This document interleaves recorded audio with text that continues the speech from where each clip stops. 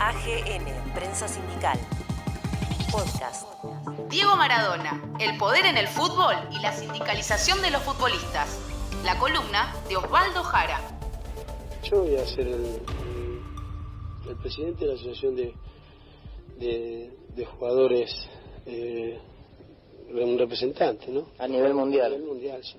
Hay muchos que están interesados, que te apoyaron, como Eric Cantona, Stoico, Valderrama, un montón. Todo porque todos saben lo mismo que sé yo, pero nadie se atrevía quizás a ponerle la cara a Blatter, a Belange, a Grondona. Y después lo dejaron solo, ¿no? Después de eso a Maradona lo dejaron solo y muchos los condenaron.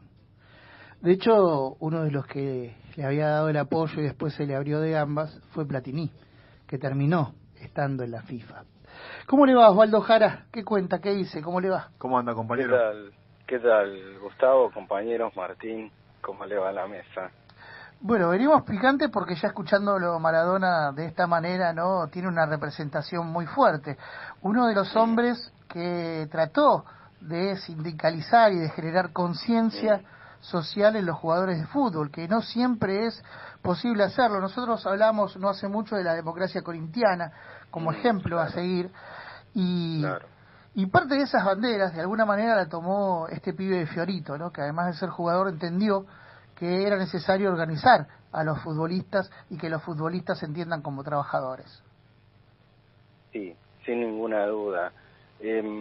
Creo que vale la pena recordar este hecho, primero teniendo en cuenta de que el 30 de octubre, hace una semana, Diego Armando Maradona cumplió 60 años, donde se realizaron homenajes y los maradonianos lo recordamos, y que en estos días ocurrió lo de la operación y apareció otra vez la leyenda, el pueblo otra vez en las calles para profesarles amor, y creo que vale la pena destacar este hecho ocurrido en la década del 90 porque es algo bastante poco conocido, yo te diría hasta incluso por el periodismo deportivo en general, o por lo menos no lo tratan, que eso es bastante peor, y se trata de la creación del Sindicato Mundial de Futbolistas o Asociación Internacional de Futbolistas Profesionales, una entidad fundada en París el 28 de septiembre de 1995,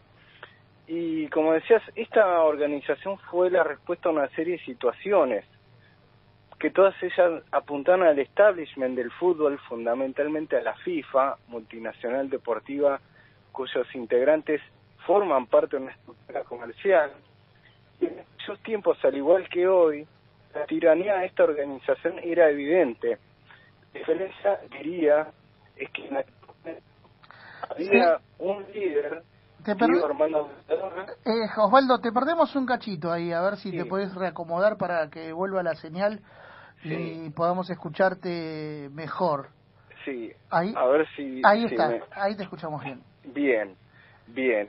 Decía que en ese momento la omnipotencia de la organización, de la FIFA, era evidente, pero la diferencia era que en aquellos años existían jugadores decididos a confrontar con ese poder, liderados por Diego Armando Maradona, pero también seguido por otros futbolistas, y en aquel momento estaban sucediendo cosas en el mundo del fútbol, y me parece resaltar que esto es para otra columna, pero sí puntualizar lo que fue el caso Bosman, que de alguna forma transformó de raíz el escenario del fútbol a nivel global.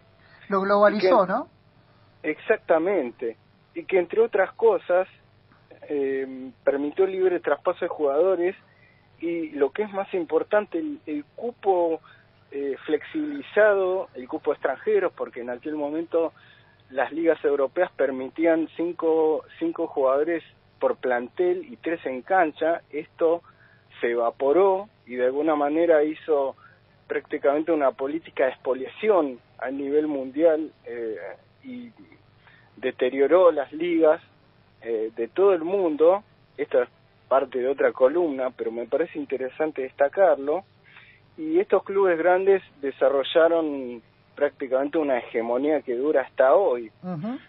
Y por otra parte, la omnipotencia de estas organizaciones hacía que, por ejemplo, se fijen horarios de partidos insólitos en los mundiales, un ejemplo, practicando fútbol, jugando a las 12 del mediodía. El Mundial 86 de México, donde Maradona se quejaba mucho de los horarios. Exactamente. También realizando cambios reglamentarios que no eran consultados por los jugadores, que eran los principales protagonistas.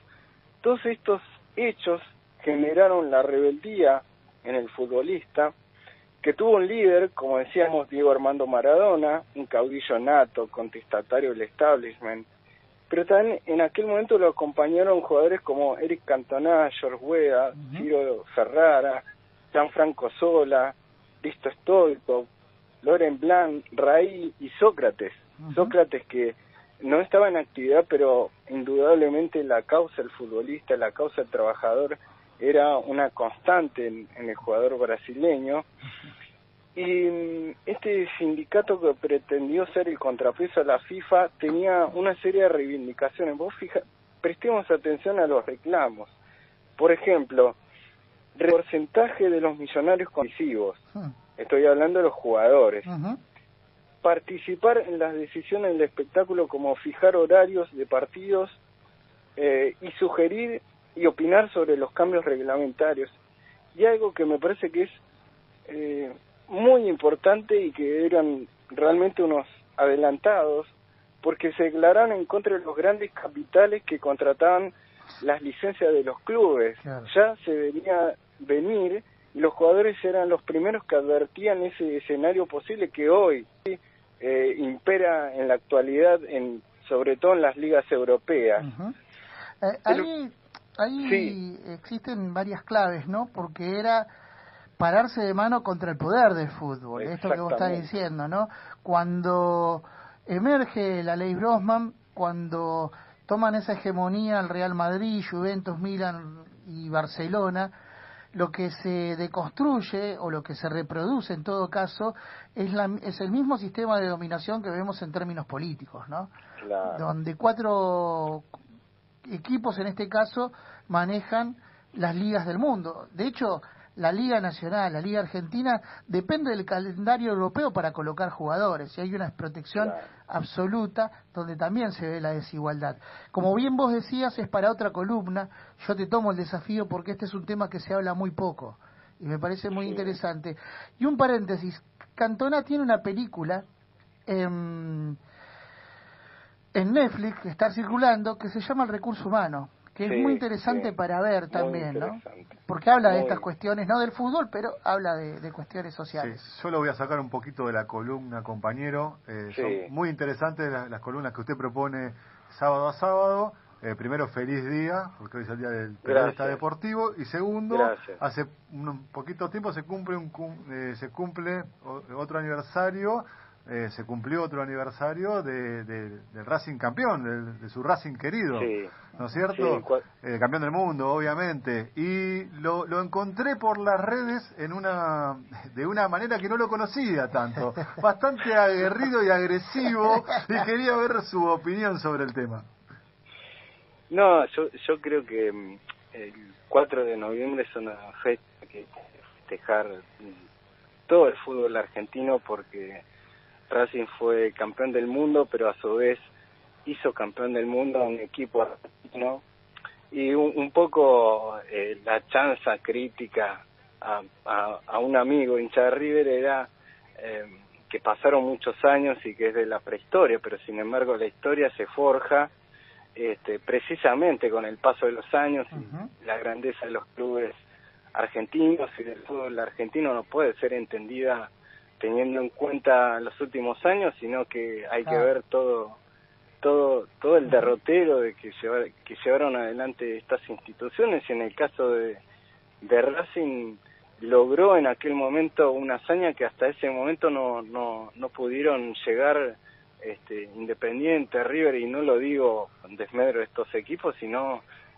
sobre todo para yo diría, señalar la importancia de aquel momento.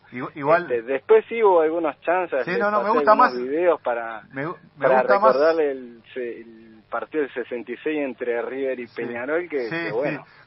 Me gusta, por eso iba a ir a ese lugar. Me gustó más su tono de Facebook que su tono de periodista radial, porque contestarle a ese hincha de River con esa gallineada histórica, porque desde ahí queda, desde ahí se empieza a llamar gallina. River ganando 2-0, pierde 4-2 con Peñarol. A eso hay que sumarle los 18 años que tuvo sin salir campeón y saliendo segundo también.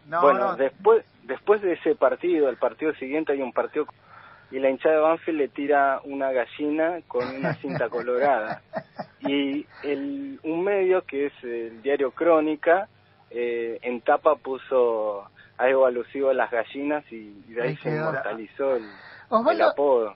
Osvaldo, te llevo a una imagen dentro de lo que es, ya para ir cerrando, esta cuestión de la sindicalización promovida por Diego Armando Maradona.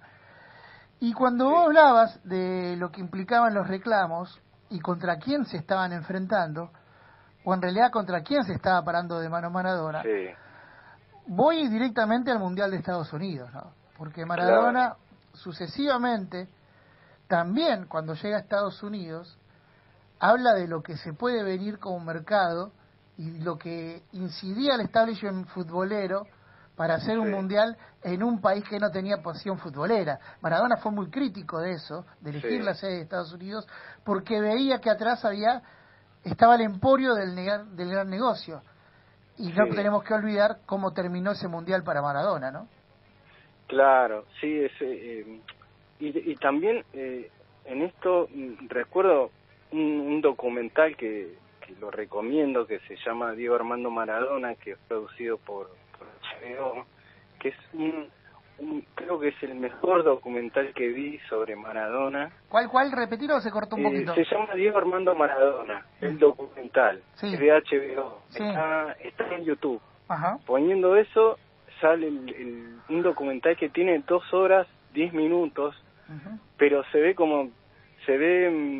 es tan interesante, hay imágenes inéditas, y la historia transcurre desde que es incorporado al Napoli hasta su salida en 1990 y todo el trasfondo social y te diría político de aquella Italia, todo lo que tiene que ver la vinculación de la mafia, cómo la Federación Italiana de alguna forma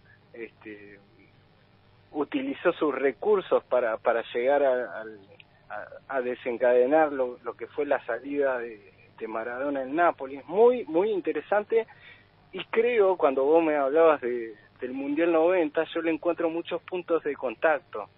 Por eso yo creo que estas organizaciones deportivas, y la multinacional deportiva más importante es la FIFA, tomó debida nota de quién era Diego, y también algo que no lo dijimos, pero que me parece que vale la pena sintetizar, es, vos fíjate cómo aleccionaron a los jugadores, porque por ejemplo en aquel partido del 27 de abril del 97, muchos jugadores fueron presionados para que no vayan a jugar un partido que no fue autorizado por la FIFA, pero igualmente se jugó, y que Diego tuvo la valentía junto a otro grupo de jugadores de jugarlo. Cómo esa presión hizo que después el sindicato no tuviera una duración en el tiempo. Presionaron a Maradona, lo sancionaron. Lo fueron aislando para dejarlo solo y que esto no se concrete, ¿no? Y ahí también hay complicidad de Agremiados, porque Agremiados no se sumó a esa gesta que, si bien era internacional, necesitaba el apoyo de lo que implicaba también en el fútbol argentino. Osvaldo, te propongo que hagamos una segunda parte de este tema y derivar también en la conciencia social de algunos jugadores, que me parece que tiene que discutirse esto también, ¿no? Muchos se olvidan de dónde vienen, aun cuando hayan podido mejorar a partir del ascenso social. Un caso paradigmático, contrario a lo que es tal vez Maradona, puede llegar a ser el caso de Carlitos Tevez. Pero queda mucho para debatir y para pensar. Osvaldo, gracias una vez más por traernos estos temas aquí en la mesa de trabajo de Palabra Sindical. Que pases un buen día y te esperamos para la próxima. Un abrazo. Un gran abrazo, compañeros. Así escuchábamos a nuestro compañero, el periodista deportivo Osvaldo Jara. AGN, Prensa Sindical, Podcast.